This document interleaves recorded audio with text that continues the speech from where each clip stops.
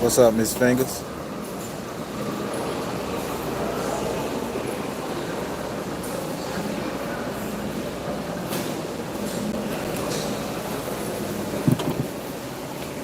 How y'all doing? What's up? Dominique, hey. Indigo Blue, what's up? Kiana, how you doing?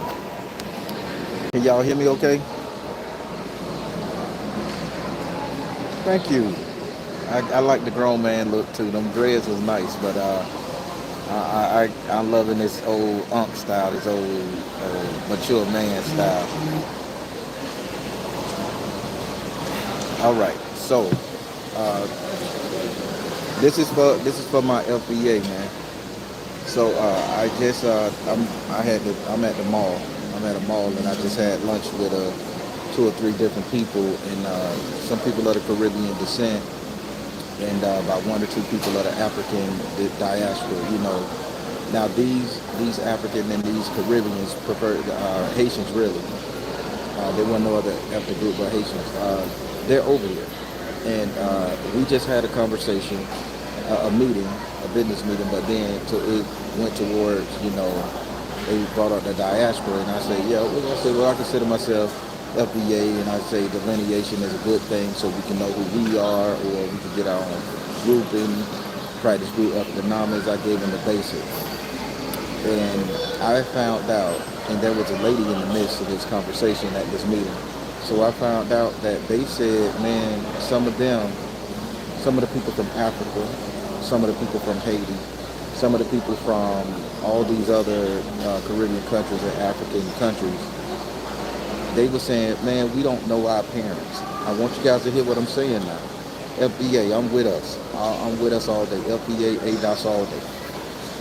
But the conversation I had, they said that some of them was adopted. So only thing they know is American culture, American ideology. Some of them, some of their parents, drowned on the boats and shit when they was coming over here back in the 80s and the 70s, however.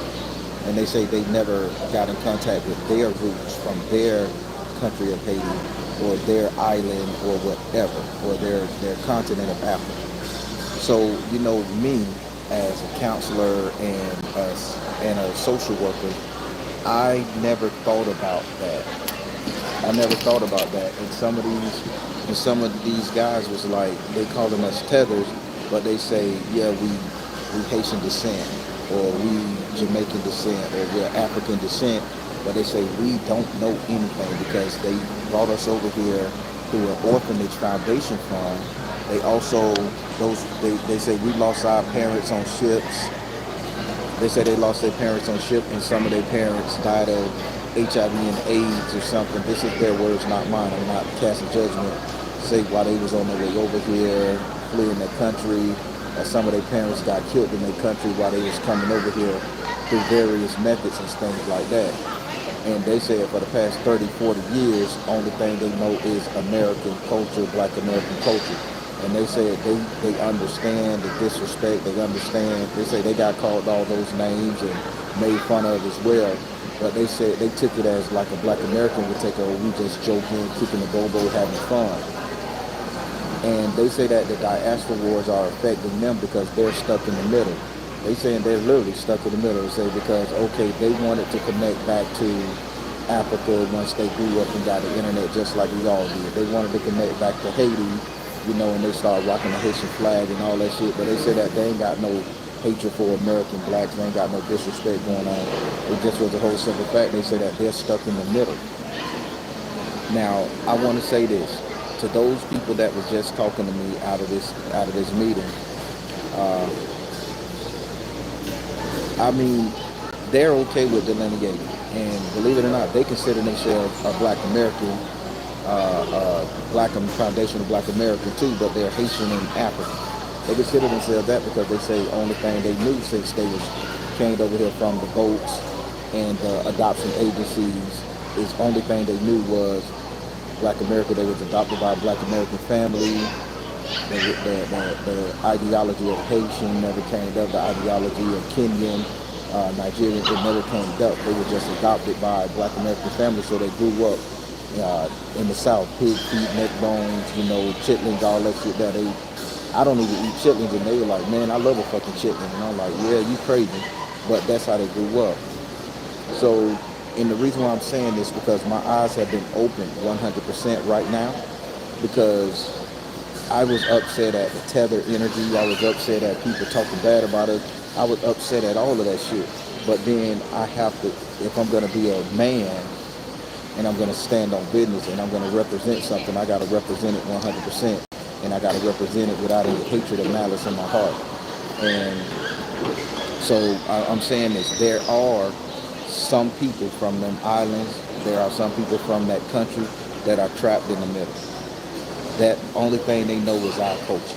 Only thing they know is being raised by us. We're getting mad and we're letting a few people who came from the island or they just want to be, elitists get on our ass and piss us off to where we're trying to dislike and discredit all of them.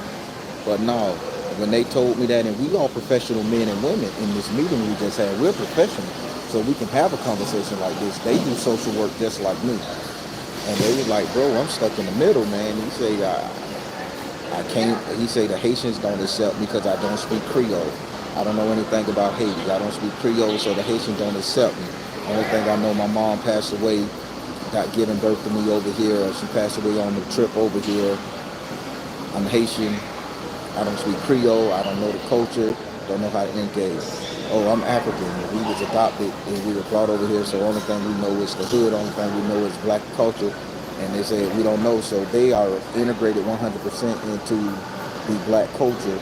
And they say we don't do no cosplaying. When we walk out and we act like y'all, that y'all say, nigga, that's all we know. That's all we know how to be, because that's all we seen.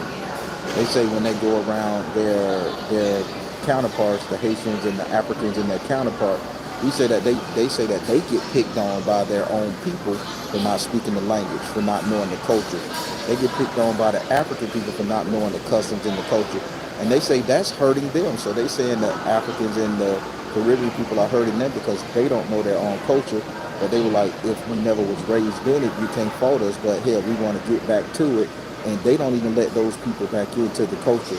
They say they too Americanized, they're too black and shit. And I mean, this is a conversation we had, professional men and women today, because we went to lunch at a mall here. So I don't know if this making any sense to you, FBA. I don't know if y'all gonna share this video. I don't know how y'all gonna spark this energy from here, but I want you guys to say we need to be very considerate of the people that's trapped in between them. Not the ones that's up here hating us, calling us Akatas and all the other fucked up names. What about the ones whose parents died coming over here? What about the people who died trying to make it to these shores, and then the government got them, the white man got them, put them in orphanage, and they was adopted by us black Americans. And that's all they know. But then when they grow up, they want to get their own heritage, their own identity. They want to be part of something because they know they're not us, and they go looking for it. We can't be mad at those particular Haitians and Africans or Jamaicans who decide to do that. Again, I'm just telling you the conversation we had. It's a great conversation we had. Professional men and women, we had this conversation. And it opened my eyes. So I just want to let you guys know that what I did today on my lunch meeting. My lunch break is almost over. Time for me to go back in there. But this is the conversation I had. So I hope my FBA family and ADOS family can understand and have a little sympathy for those particular people who are lost in the middle. Because I wouldn't have even considered that energy. I wouldn't have considered it, but those people catching pure. I'm gonna let you go. I gotta get back. All right, everybody. I am Baron telling you guys to trust you in the universe, because at the end of the day, that's all you got. Please like, share, and subscribe. Thank you all. So, tribe, y'all be good. I've got to read this. Dumbly say, yes, such a heartfelt moment and topic that opens my eyes up too. Thank you for understanding. I'll talk a little bit more about it later on, but I got to get back in the building.